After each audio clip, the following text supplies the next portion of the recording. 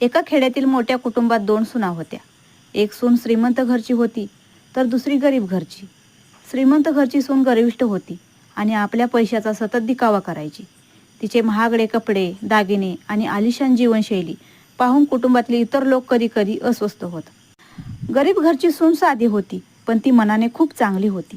तिच्या कष्टाने आणि प्रेमळ स्वभावाने ती सगळ्यांची लाडकी बनली. ती कुटुंबाच्या गरजामध्ये मदत करायची आणि सगळ्यांना आनंदी ठेवायची.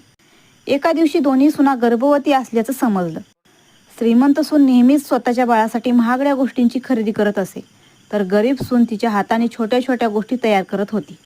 गर्भधारणेच्या काळात गरीब सुनेची सेवा आणि कष्ट पाहून कुटुंबातील लोक तिच्या प्रेमात पडले. दुसरीकडे श्रीमंत सुनेच्या दिखाव्यामुळे तिचा अहंकार उघडा झाला. शेवटी दोघींनीही बाळांना जन्म दिला, पण कुटुंबाने समजून घेतलं की पैसे नव्हे तर माणसाचं मन आणि निस्वार्थ प्रेमच कुटुंबाला एकत्र ठेवू शकतं.